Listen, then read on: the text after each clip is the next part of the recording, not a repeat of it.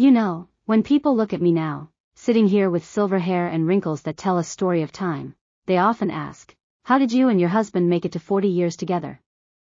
What's the secret? They expect me to laugh and say something sweet, like patience or forgiveness or always go to bed without anger. Those are the lines people love to hear, because they sound neat and comforting. But life is never neat, is it? No, life is messy, complicated, full of secrets we carry in silence.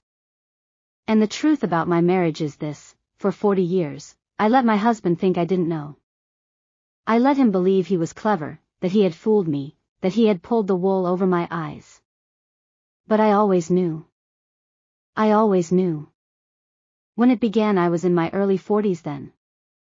Our children were teenagers, loud and messy, always running in and out of the house. I spent my days juggling laundry, meals, homework, late-night talks with our daughter when she was heartbroken, and early morning drives to practice for our son. And him? My husband was the provider. He worked long hours. He wore suits and ties, and he carried the stress of bills and clients and business trips. At first, I told myself it was normal. The late phone calls. The sudden work trips that appeared out of nowhere. The way he'd come home and smell different. Not of sweat or the office, but of something sweeter. A perfume that lingered faintly on his collar. I remember one evening so vividly it still stings. I bent to hug him as he walked through the door, and there it was. That scent. Not mine. Not any perfume I owned. Something too heavy, too sugary. My stomach dropped. And when I pulled back, I saw it, one single long blonde hair stuck to his jacket. I was brunette. Always had been. My heart sank, but I didn't say a word. I kissed his cheek, served dinner, smiled through the evening. Because what could I do? Throw plates? Shout in front of our kids? Break apart everything in one night? No. Instead, I tucked it away. I told myself, let's see how far he goes. Let's see if he chooses to stop on his own. The quiet knowledge now, don't mistake my silence for weakness. That's what people often assume. They think a woman who stays quiet must be timid, must be scared. But it wasn't fear. It was something else. I realized I had power. Power in silence. Power in knowing the truth while letting him believe he had fooled me. I became an observer in my own marriage. I noticed the way he smiled when he texted under the table. I noticed how quickly he hung up the phone when I walked into the room. I noticed the excuses: late meeting. Flight got delayed. Traffic was bad. And I played my part. I cooked his favorite meals. I kissed him goodnight. I sat beside him at church, holding hands like the perfect couple. Everyone around us admired our marriage. They said things like, "You two are such an inspiration." And inside, I almost laughed. If only they knew. Why I stayed. So many women ask, why didn't you confront him? Why didn't you throw him out? Because life is not simple. We had children in school. A mortgage. Family vacations planned. And in those days, and maybe some of you listening will understand this, women didn't just pack up and leave. Divorce wasn't as common, and when it happened, it was messy, shameful. Besides, I wasn't ready to burn it all down. I loved him, in my way. And I loved the life we had built. Our children deserved stability, not scandal. So I stayed. I swallowed the hurt. I smiled at family gatherings. I posed for Christmas photos. I kept the machine of our family running. And yet, deep inside, something hardened. I promised myself, one day, he will know that I knew all along. The years rolling by, the affairs came and went. Some women younger, some closer to his age. Some lasted months, others were brief. He thought he was discreet, but he never was. A wife always knows. I never snooped. Never searched his pockets or phone. I didn't need to. My intuition was sharp enough. There were years where he seemed more present, where I almost believed he had stopped. He would bring me gifts, jewelry, trips, expensive dinners. And I wore the necklaces, I ate the meals, I smiled for the photographs. But to me, those gifts felt like hush money. Sparkling little bribes for my silence. Our children grew, graduated, got married, had children of their own. The house grew quieter, emptier. And still, I carried the knowledge. Still, I let him think he was clever. How it felt, let me tell you something most people don't understand. Carrying a secret like that changes you. It's like having a stone in your pocket at all times. You get used to the weight, but it's always there. Some nights, I cried into my pillow while he slept beside me. Other nights, I lay awake staring at the ceiling, wondering if I was a fool for staying. And yet, there were moments of peace. We still laughed sometimes. We still celebrated birthdays, holidays, weddings. We still held hands when the grandchildren were born. It was complicated. Love doesn't just vanish. Betrayal doesn't erase history. Both can exist side by side, tangled, messy, heavy. The secret victory but erased the thing. Every time he thought he was fooling me, I was one step ahead. Every time he smiled slyly at his phone, I smiled inside too, because I knew. That was my victory. My silent power. And as the years rolled by, I began to look forward to one day, our 40th anniversary. 40 years is a long time. A lifetime, really. I told myself, on that day, I will speak. On that day, he will understand that I knew all along. And oh, how I planned. I didn't rehearse words, but I held on to the moment. I imagined his face when I finally broke the silence. Building toward the day in the year leading up to our anniversary, the children and grandchildren planned a big party. Balloons, flowers, a towering cake. They said, "You two are an inspiration. A perfect example of lasting love." And I smiled. Oh, how I smiled at that word, perfect. If only they knew the cracks behind the glossy photo. As the date drew closer, I felt lighter. Almost excited. Because I knew the moment was coming. The truth would finally be mine to speak. As the date of our 40th anniversary approached, I felt something inside me that I hadn't felt in years. Excitement. Not the kind of excitement you feel for a vacation or a holiday, but something deeper, a sense of inevitability. I had carried this secret for so long, like a stone in my chest, heavy and silent. And finally, I would let it go. Finally, I would breathe freely. The children were busy planning every detail. Our daughter wanted flowers on every table. Our son insisted on hiring a photographer to capture the beautiful evening. The grandchildren made little drawings of hearts and wrote "Happy Anniversary Grandma and Grandpa" in crooked letters. Everyone thought they were celebrating a love story. But I knew we were celebrating something else. We were celebrating my endurance. My silence. My strength. The morning of the party that morning, I woke early. I sat at the edge of the bed and looked at him while he slept. His hair was more gray than dark now. His face had softened, lines etched by years of living. I studied him the way you study a stranger you've known your whole life.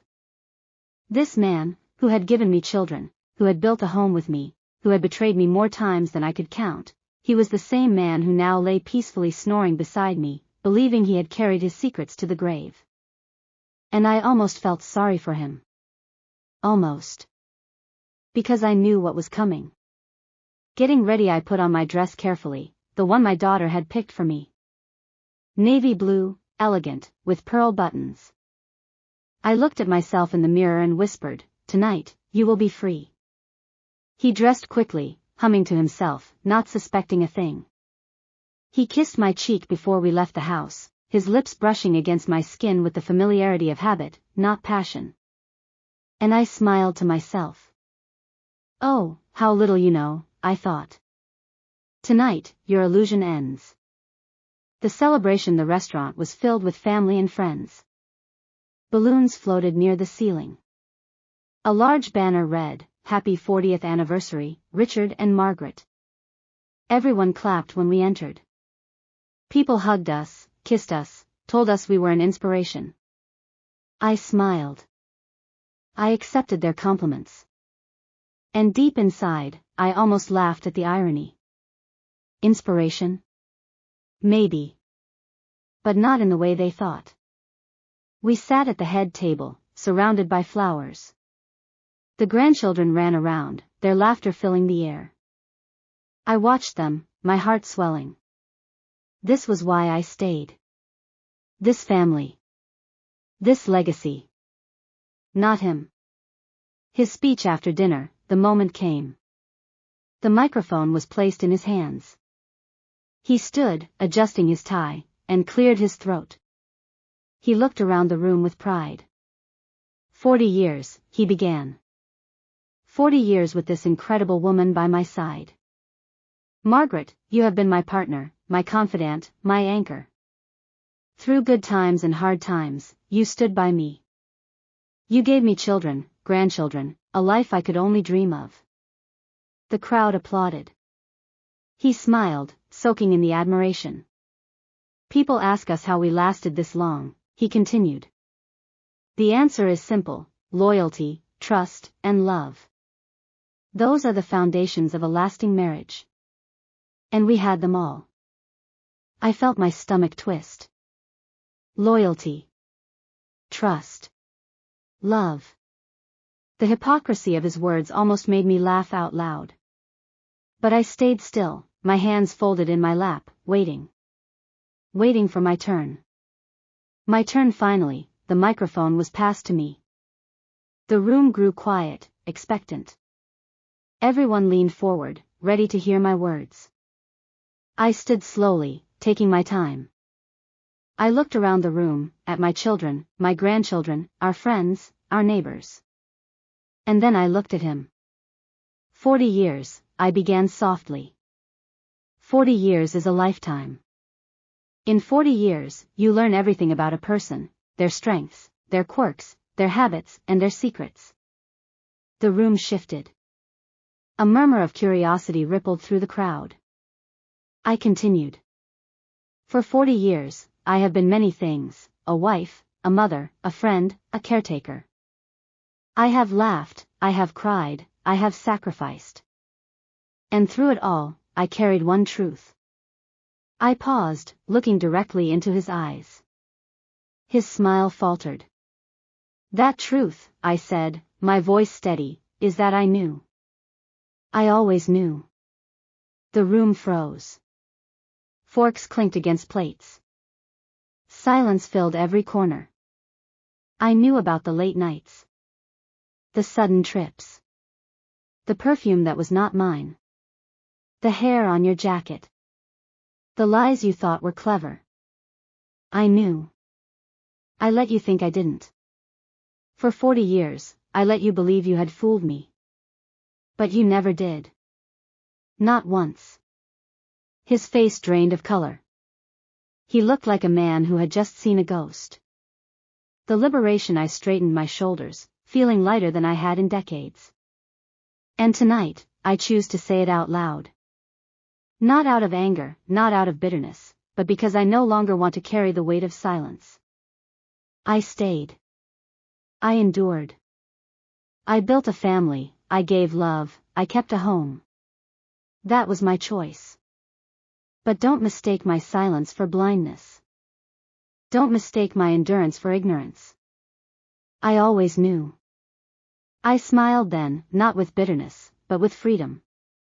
And now, after 40 years, I am free. Free of secrets, free of silence. That is my gift to myself. I handed the microphone back and sat down. The reaction in the room was heavy with shock. Some guests stared at their plates. Others looked at me with wide eyes. My daughter's hand flew to her mouth. My son clenched his jaw, anger flashing across his face. And him? My husband? He sat frozen, pale, unable to speak. For the first time in decades, he couldn't look me in the eye. The drive home, we drove home in silence. The party continued after my words, but the mood had shifted. People tried to recover with laughter, with clinking glasses, but the truth had been spoken, and it lingered in the air. In the car, he gripped the wheel tightly. I looked out the window, watching the lights pass. Finally, he whispered, "Why didn't you ever say anything?" I turned to him, my voice calm. "Because I wanted to see how far you would go. Because I wanted you to think you had one. And because tonight, on our anniversary, I wanted you to finally know that you never did." He said nothing. We rode the rest of the way in silence. That night, for the first time in years, I slept peacefully. No tears. No restless thoughts. Just calm. Because the truth had been spoken. The stone had been lifted from my chest. And I knew, no matter what happened next, I had reclaimed my voice. The next morning, I woke before the sun. The house was still, heavy with silence. He slept beside me, but it wasn't the same quiet I'd grown used to over the years. No, this silence was different. It was sharp, filled with the weight of the truth I had spoken the night before. I lay there for a while, staring at the ceiling. For the first time in decades, my chest felt light. I didn't feel the usual knot of resentment or the ache of unsaid words. I felt free. When he finally stirred, I turned my head and looked at him. His face was pale, his eyes tired. He opened his mouth as if to speak, but then closed it again. He got up without a word, showered, dressed, and left the room. And I realized something. After all these years of carrying the burden alone, it was now his turn to carry it. The children's reaction later that day, our daughter called. Her voice was soft, cautious. "Mom, what you said last night, is it true?" I paused, choosing my words carefully.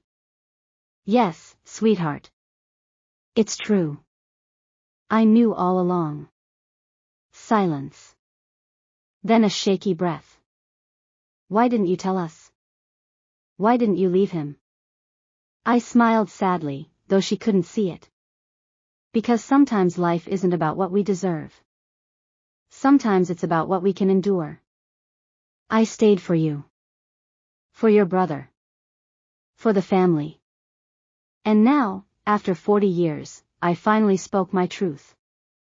She cried softly on the other end, whispering, "You're stronger than I ever knew." My son didn't call right away, but when he did, his anger was clear. "I can't believe Dad did that to you. All those years, all those lies." "It's all right," I told him gently. "Don't carry my pain as your own. I survived it. I chose silence.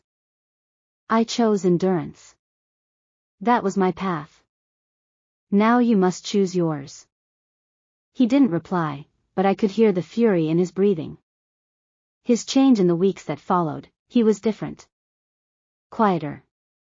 Uneasy. He moved around the house like a man who had been stripped bare. He tried small gestures, bringing me tea, offering to help with chores, asking if I wanted to go for walks. But there was a hesitance in his voice, a shame he couldn't hide. One evening, he finally asked, "Do you hate me?" I looked at him for a long moment. "No," I said simply. "I don't hate you. But I don't admire you either. Not anymore. And that's something you'll have to live with." He lowered his eyes, unable to meet mine. My quiet freedom, strange as it sounds, speaking the truth didn't break us apart. We still lived together, still shared meals, still played with the grandchildren. But the balance of power had shifted. For 40 years, he had believed he was clever. For 40 years, he thought he carried a secret. Now he knew I had carried it instead. That knowledge humbled him. It changed him. And me? I felt lighter. I smiled more. I slept peacefully. I no longer looked at him with suspicion, because there was no longer anything to suspect. The truth was out, and the silence was gone. What I learned looking back now, I realized something important. Life is not about fairy tales. It's not about perfect marriages or flawless partners. It's about choices. About what we are willing to endure, what we are willing to sacrifice, and what we are willing to forgive, or not forgive. I don't regret staying. I don't regret raising my children in a whole home. I don't regret the laughter, the memories, the family we built. But I also don't regret speaking my truth. Because in that moment, on our 40th anniversary, I reclaimed myself. I showed him, and everyone else, that silence does not mean blindness. That endurance does not mean ignorance. A message to you. So now, when people ask me, what's the secret to 40 years of marriage? I don't give them the sweet little cliches they expect. I tell them, it's not always about love. Sometimes it's about endurance. Sometimes it's about sacrifice. And sometimes it's about knowing when to stay silent, and when to finally speak. And now, to those of you listening to me, what would you have done in my place? Would you have stayed silent for the sake of family, for the sake of stability? Or would you have walked away the moment you found the first hair on his jacket? Closing reflection. I let him think he had fooled me for 40 years. I let him believe he was cleverer than me. But the truth is, I always knew. And in the end, that was my victory. Because sometimes the greatest power a woman can hold is not in shouting, not in fighting, but in quietly knowing, and choosing the perfect moment to finally let the truth be heard.